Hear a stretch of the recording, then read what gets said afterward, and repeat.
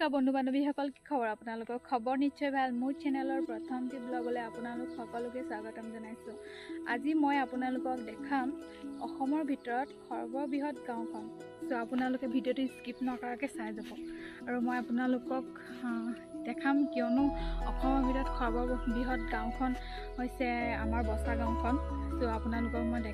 দেখাবলৈ চেষ্টা কৰিম আৰু আপোনালোকে ভিডিঅ'টো স্কিপ নকৰাকৈ সম্পূৰ্ণকৈ চাই যাব লখিমপুৰত আছে অসমৰ সৰ্ববৃহৎ গাঁওখন গাঁওখনৰ নাম হৈছে বসা গাঁও হয় মোৰ জন্মভূমি বসা গাঁও আজি মই গৌৰৱেৰে চিনাকি কৰাই দিব বিচাৰিছোঁ আপোনালোকক মোৰ গাঁওখন এয়া দেখিছেনে এয়া সোমাই আহি আপোনালোকে দেখিব পাব মাছৰ বজাৰ আৰু বিভিন্ন ধৰণৰ দোকান আৰু এয়া হৈছে টেম্পু ষ্টেণ্ড ইজেগাৰ পৰা সিজেগালৈ যাব পৰা যাতায়াতৰ সুবিধা আৰু আমি ইয়াতে অহা যোৱা কৰোঁ আপোনালোকে চাগে মনত ভাবিছে বসা গাঁওনো কিয় ৰাখিলে নামটো আচলতে আহোম ৰাজত্বকালত বসা সৈন্য ৰখাৰ কাৰণে আমাৰ গাঁওখনৰ নাম বসা গাঁও ৰাখিলে আৰু এইটো হৈছে হৰিপুৰ নামঘৰ এইখন আমাৰ নিকেতন শংকৰদেৱ বসা গাঁৱৰ আৰু আহোম ৰাজত্বকালত এইখন গাঁৱৰ এলেকাত হাওঁবুঢ়া শাসন কৰ্তা থকাৰ উপৰিও স্মৃতি চিহ্ন ঐতিহাসিক কাহিনীৰে সমৃদ্ধ হৈ আছে গাঁওখনত এইটো হৈছে আমাৰ বসা গাঁৱৰ পুৰণি নামঘৰ আমাৰ ঘৰৰ ওচৰতে হয় আৰু আমি প্ৰায় আহোঁ বহুত ভাল লাগে মনটো নামঘৰলৈ আহিলে আৰু ইয়াৰ কাষতে আছে এটা লাইব্ৰেৰী সেইটো দেখিছেনে ইয়াত বিভিন্ন ধৰণৰ সামাজিক অনুষ্ঠান প্ৰতিষ্ঠানৰ লগতে ধৰ্মীয় অনুষ্ঠানো হয় ৰাস হয় আৰু এইটো দেখিছেনে এইটো হৈছে আমাৰ নতুন নামঘৰ বহুত ধুনীয়া হয় ভিতৰতো কিন্তু মানুহ বহুত আছে সেইকাৰণে মই বেয়া পালোঁ দেখাব আৰু এইটো হৈছে আমাৰ মেডিকেল যোৱা ৰাস্তাটো এয়া ধান খেতি কৰিছে মাটি ৰোৱা হ'ল আৰু ৰাস্তাটো বনাইছে অলপ চলপ আৰু যিহেতু মেডিকেলখন হৈছেহে এতিয়া কমপ্লিট ৰাস্তাটো ভালকৈ বনাব আৰু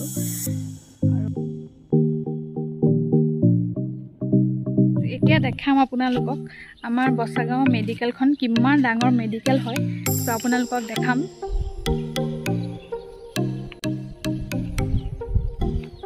এইখন চাওক কিমান ডাঙৰ হয় মেডিকেলখন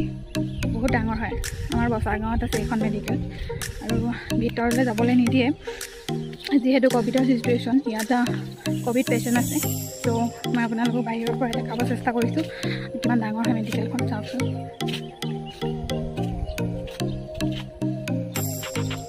চাওক কিমান ডাঙৰ কোনো মানুহ নাই ইয়াত ভিতৰত আছে চাগে মানুহ ভিতৰত বহুত ডাঙৰ হয় মেডিকেলখন এইখন আছে বসা গাঁও হায়াৰ ছেকেণ্ডেৰী স্কুল আৰু লগতে লাগি আছে বসা গাঁও LP আৰু ME স্কুল মই এইখন স্কুলতে পঢ়া ক্লাছ 4লৈকে LP স্কুল মই ইয়াতে পঢ়িছিলোঁ মনত পৰি গ'ল দেই দিনবোৰ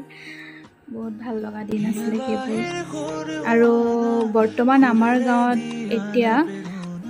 10,000 পৰা 12,000 লোকে বসবাস কৰি আছে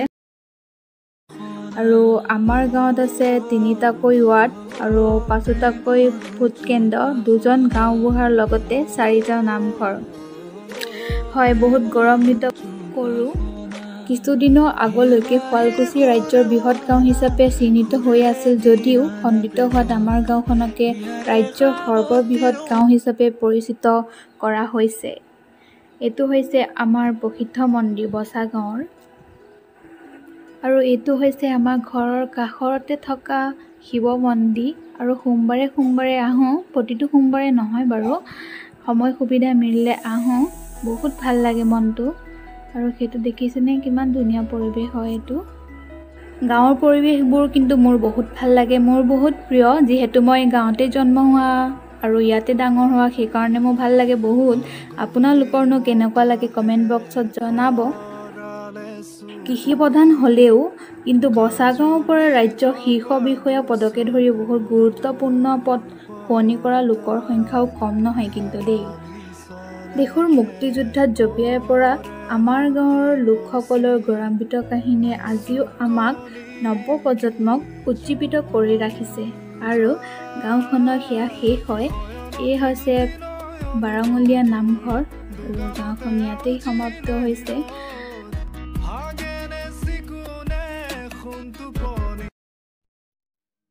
যিহেতু গাঁওখন বহুত ডাঙৰ, সেইকাৰণে মই কিছুমান ক্লিপ লৈ আপোনালোকক দেখাব চেষ্টা কৰিলোঁ। ভিডিঅ'ত দেখুৱাটো যিহেতু ইমান সম্ভৱ নহয়, যিমানখিনি পাৰোঁ সিমানখিনি মই চেষ্টা কৰিলোঁ দেখাব। আৰু আপোনালোকে আমাৰ গাঁওখন চাবলৈ আহিব বুলি মই আশা কৰিলোঁ, আৰু আহিব, নিশ্চয় আহিব আপোনালোকে।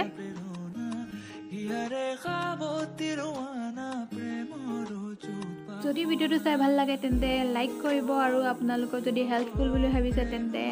আপোনালোকে মোৰ কমেণ্ট বক্সত জনাব, আৰু ভিডিঅ'টো শ্বেয়াৰ কৰিব, আৰু মোৰ চেনেলটো ছাবস্ক্ৰাইব কৰি দিব, আৰু কাষতে থকা বেল আইকনটো টিপি দিব, যাতে মই যেতিয়াই ভিডিঅ' দিওঁ আপোনালোকে ন'টিফিকেশ্যন পায় আৰু সোনকালে চাব পাৰে। আৰু আজিলৈ আহিছোঁ অন্য এটা ভিডিঅ' লৈ, আকৌ অতি সোনকালে অহাৰ প্ৰতিশ্ৰুতিৰে। টাটা বাই বাই সকলোকে, লাভ ইউ অল। আৰু মোক ছাপোৰ্ট কৰি যোৱা সকলোকে বহুত বহুত বহুত thank you. Bye bye, stay home, stay safe.